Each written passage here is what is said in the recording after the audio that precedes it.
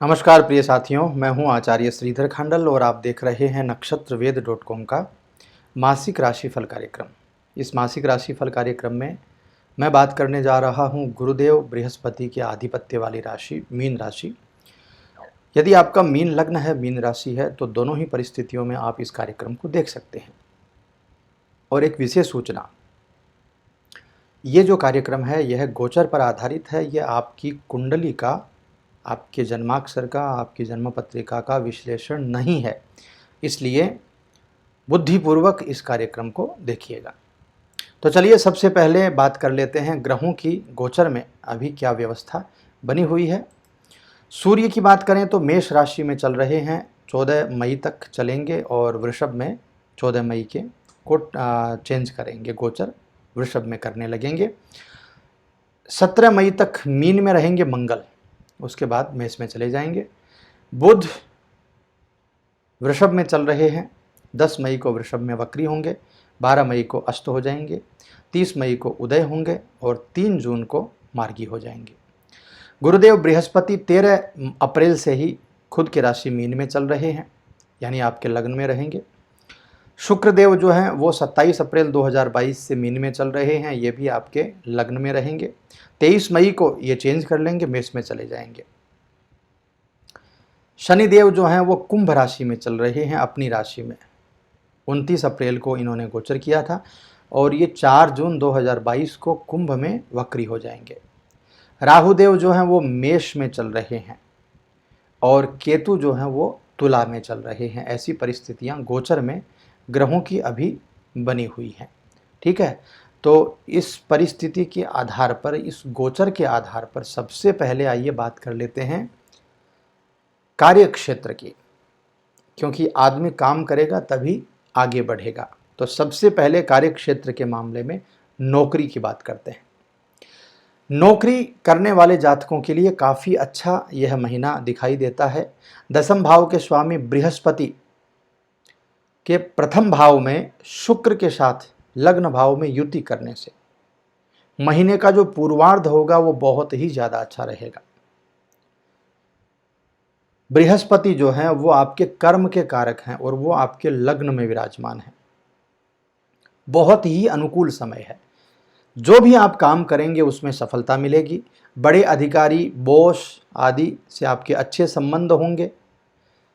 आपको पद वृद्धि की संभावना भी बन सकती है, यानी आपके कार्यालय में आपका काम इतना सराहा जाएगा कि आपकी पदोन्नति हो सकती है। और दूसरी बड़ी जिम्मेदारियां दे करके आपको तबादला भी किया जा सकता है। एक ऑफिस से दूसरे ऑफिस में आप जा सकते हैं, आपका मूवमेंट भी हो सकता है। तो महीने के पूर्वार्ध की स्थिति बहुत अच्छी है। महीने के उत्तरार्ध में लग्न भाव में मंगल और बृहस्पति और शुक्र का गोचर होगा। कहीं ना कहीं थोड़ा कंफ्यूजन क्रिएट होगा। बृहस्पति कुछ और चाहेंगे, शुक्र कुछ और चाहेंगे, मंगल कुछ और चाहेंगे। और सबसे बड़ी बात है, मंगल जो हैं वो क्रोध दिलाते हैं। लग्न में मंगल क्रोध के कारक होते हैं। तो ऐसी व्यवस्था में आप जोश के साथ होश भी रखिएगा। यदि केवल जोश में निर्णय लेंगे तो खराब हो जाएगा। तो महीने के उत्तरार्ध में 3 ग्रहों की युति होगी आपके लग्न में, आपकी चंद्र राशि में। ध्यान रखिएगा क्रोध ना आ पाए। बहुत ज़्यादा जोश में यदि हैं तो होश जरूर रखना है। ये बात जरूर ध्यान रख लीजिएगा। ये बात यदि ध्यान रख लेंगे तो नौकरी करने वाले जातकों को पछताना नहीं पड़ेगा, बहुत अच्छी व्यवस्था रहेगी। कारोबारियों की बात करें तो सप्तम भाव में बृहस्पति, शुक्र और मंगल की पूर्ण दृष्टि रहेगी। जो लोग व्यापार कर रहे हैं उनको जबरदस्त फायदा मिलेगा। नया व्यापार आने की संभावना आपके लिए बन जाएगी। नए लोगों से जुड़ने की संभावना बन जाएगी। नई पार्टनरशिप हो जाएगी। पार्टनरशिप से लाभ मिलने लगेगा। नई साझेदारी हो जाएगी। नए सौदे मिलने लगेंगे। व्यापार विदेश से जुड़ जाएगा। यदि पहले से विदेश से व्यापार कर रहे हैं, इंपोर्ट एक्सपोर्ट कर रहे हैं, तो वो बहुत फैल जाएगा, बहुत फ़ायदा मिल जाएगा, यानी कुल मिलाकर के कहें तो व्यापारियों की चांदी ही चांदी है इस समय। बस एक बात का ध्यान रख लीजिएगा, मैं हर वीडियो में बोलता हूँ, आपकी कुंडली में भी अच्छी व्यवस्थाएं होनी चाहिए। बहुत सारे जातक जो हैं वो जब मैसेज करते हैं, कमेंट करते हैं यूट्यूब में, तो कहते हैं कि आपने तो ऐसा बताया लेकिन हमारे साथ तो ऐसा नहीं हो रहा है। तो भाई ये केवल गोचर ग्रह का प्रिडिक्शन है, गोचर पर आधारित विश्लेषण है, आपकी कुंडली का विश्लेषण नहीं है। हाँ, यदि आप अपनी कुंडली का विश्लेषण चाहते हैं करवाना तो नक्षत्र वेद के ज्योतिषाचार्यों से आप स्क्रीन पर नंबर दिए गए हैं, आप फ़ोन कर सकते हैं, व्हाट्सएप कर सकते हैं। तो चलिए आगे बढ़ते हैं। अब देखते हैं फाइनेंस की क्या व्यवस्था मीन राशि मीन लग्न के जातकों के लिए रहने वाली है। मिला जुला समय दिखाई दे रहा है। द्वितीय भाव में राहु के होने से और शनि की दृष्टि होने से आर्थिक तौर पर कहीं ना कहीं थोड़ा नुकसान भी हो सकता है। जमा पूंजी जो है ना वो खर्च हो सकती है। हालांकि धन का आगमन बना रहेगा लेकिन ज़्यादा व्यय हो सकता है। शेयर मार्केट से यदि आप जुड़े हुए हैं ना तो अचानक बहुत बड़ा धन लाभ मिल सकता है। अचानक धन प्राप्ति के योग बने रहेंगे। और महीने के उत्तरार्ध की यानी 15 दिनों के बाद की बात करें तो विदेशी व्यापार से धन का आगमन हो सकता है। पैतृक संपत्ति से लाभ मिल सकता है। व्यापार से भी धन लाभ होने की संभावना है। धार्मिक कार्यों पर खर्च होने की संभावना भी है। तो खर्च करते समय थोड़ा सा नियंत्रण रख लीजिएगा बस।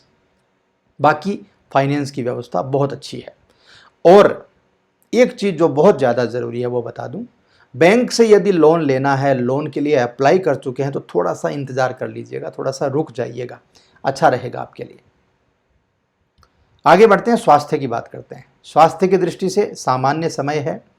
छठे भाव के स्वामी सूर्य महीने के पूर्वार्ध में द्वितीय भाव में राहु के साथ में रहेंगे। मानसिक तनाव पैदा करेंगे। खर्चा ज़्यादा होगा तो तनाव भी बढ़ता चला जाएगा। तबीयत बिगड़ जाने की वजह से, तनाव ज़्यादा हो जाने की वजह से डिप्रेशन में भी आप आ सकते हैं। यदि आपकी कुंडली में, ध्यान से सुनिएगा, यदि आपकी जन्म पत्रिका में चंद्रमा बहुत वीक हैं, पीड़ित हैं, कमज़ोर हैं, तो ऐसी परिस्थिति में आपको मानसिक तनाव या डिप्रेशन, एंजाइटी इस समय ज़रूर होगी।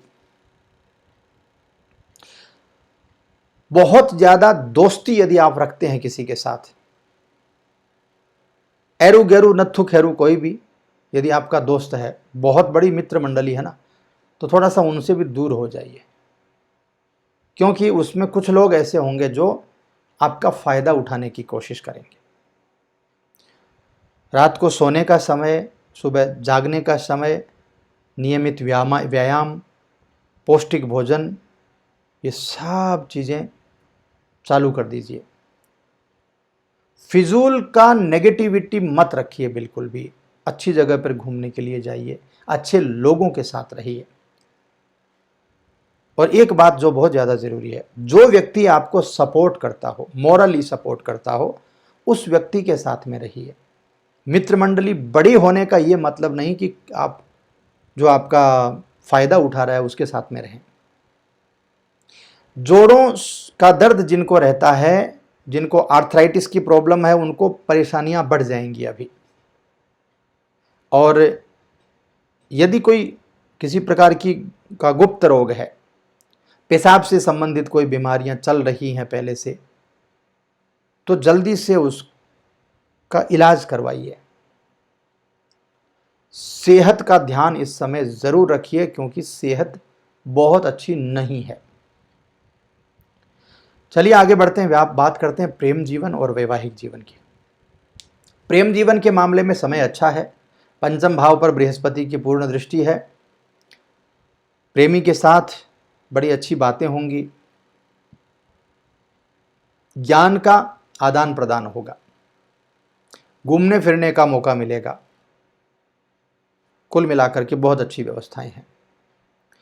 और वैवाहिक जीवन की बात करें तो सप्तम भाव पर बृहस्पति, मंगल और शुक्र की पूर्ण दृष्टि, काफ़ी अनुकूल समय है। बस एक बात का ध्यान रखना है, यदि आपको आपके जीवन साथी की बात अच्छी नहीं लगी तो तुरंत टिप्पणी मत करिएगा। तुरंत यदि टिप्पणी करेंगे तो प्रॉब्लम में आ जाएंगे। हालांकि बहुत ज़्यादा प्रॉब्लम नहीं होगी, हल्की फुल्की झड़प होने के चांसेस हैं, लेकिन मैं चाहता हूं कि वो भी नहीं हो। यदि आपकी कुंडली में समय अच्छा है तो कोई दिक्कत नहीं है, लेकिन समय खराब है तो ध्यान रखिए। जीवन साथी से पूरा सहयोग मिलेगा इस समय, लेकिन परिवार के मुद्दे को लेकर के, परिवार की किसी बात को लेकर के, परिवार के किसी व्यक्ति को लेकर के कोई टिप्पणी आप कर सकते हैं, उससे परिवार का जो मामला है, दाम्पत्य जीवन का मामला है, वो खराब हो सकता है। संतान से संबंधित कोई पूजा पाठ या कोई मांगलिक कार्य भी इस समय दिखाई दे रहा है, वो भी हो सकता है। यदि संतान के विवाह में विलंब हो रहा है तो इस समय आप कोशिश करिए शुक्र की कृपा, मंगल की कृपा और बृहस्पति की कृपा, तीनों आपका सहयोग करेंगे। बृहस्पति ज्ञान के कारक हैं, मंगल मांगलिक कार्यों के दाता हैं और शुक्र विवाह के कारक हैं। तो तीनों आपका सहयोग करेंगे, आपका काम बन जाएगा। चलिए आगे बढ़ते हैं, बात करते हैं पारिवारिक जीवन के बारे में। पारिवारिक जीवन इस समय सामान्य है। द्वितीय भाव में राहु की उपस्थिति होने से परिवार में थोड़ा मनमुटाव हो सकता है। महीने के पूर्वार्ध में राहु और सूर्य द्वितीय भाव में रहेंगे तो परिवार में ईगो को लेकर के, अहंकार के वशीभूत होकर के, अहंकार के कारण आपके परिवार में तनाव बढ़ सकता है और विवाद इतना बड़ा हो सकता है। यदि आपकी जन्म पत्रिका में समय बहुत ज़्यादा खराब है तो विवाद इतना बड़ा हो सकता है कि कोर्ट कचहरी तक पहुंचने की नौबत आ सकती है। तो देखिएगा, ध्यान करिएगा, लड़ाई झगड़े से सावधान रहिएगा। घर के बड़े बुजुर्गों की बातों का सम्मान कीजिएगा। पिताजी के साथ जितने अच्छा हो उतना अच्छा संबंध बना के रखिए। वाणी पर कंट्रोल रखिए, क्रोध मत कीजिए। इतना काम कर लेंगे ना तो धीरे धीरे परिवार में एकजुटता आपको दिखाई दे जाएगी। तो चलिए अब जाते जाते आपको बताता हूं उपाय, क्या क्या उपाय इस समय हम कर सकते हैं ताकि हमें ये समय का पूर्ण लाभ मिल जाए। प्रतिदिन या तो 7 बार हनुमान चालीसा का पाठ कीजिए, या तो मंगलवार और शनिवार के दिन 7 बार हनुमान चालीसा का पाठ कर लीजिए। हो सके तो मंगलवार को उपवास कर लीजिए। बृहस्पतिवार को केले के पेड़ की पूजा करिए या विष्णु भगवान की पूजा करिए। और बृहस्पतिवार के दिन बेसन का पीला हलवा बना करके भगवान विष्णु को भोग लगाइए। पीली रोटी बना करके गाय को भी खिला सकते हैं। चंदन का तिलक लगा लीजिए। गुरुवार को हो सके तो पीले कपड़े पहनिए, बहुत अच्छा रहेगा आपके लिए। तो मित्रों, ये बहुत सामान्य उपाय मैं बता रहा हूँ आपको, इनसे बहुत लाभ यदि आप मन से करें तो मिल जाता है। तो ये था मीन राशि, मीन लग्न के जातकों के लिए राशिफल। कैसा लगा आपको कमेंट करके ज़रूर बता दीजिएगा। यदि कार्यक्रम आपको अच्छा लगता है तो लाइक क्यों नहीं करते हैं, शेयर क्यों नहीं करते हैं और भाई सब्सक्राइब क्यों नहीं करते हैं। यदि कार्यक्रम बुरा लगता हो तो कमेंट करके बताइए, और यदि अच्छा लगता हो तो लाइक शेयर सब्सक्राइब करके मनोबल बढ़ाइए। बहुत मेहनत करते हैं हम लोग आप तक ये कार्यक्रम पहुँचाने के लिए। तो इस चैनल को आपके सपोर्ट की ज़रूरत है, ज़रूर से सपोर्ट कीजिए। यदि आपके जीवन में 1% भी ये चैनल खुशी लाता है, आपके जीवन में हमारा कहीं थोड़ा सा भी एक कोने में रोल है, तो आप ज़रूर जुड़िए और थोड़ा सा सपोर्ट ज़रूर कीजिए। मैं मिलता हूँ आपसे अगले किसी कार्यक्रम में, तब तक के लिए मुझे आज्ञा दीजिए। मेरे साथ बोल दीजिए ओम नमः शिवाय।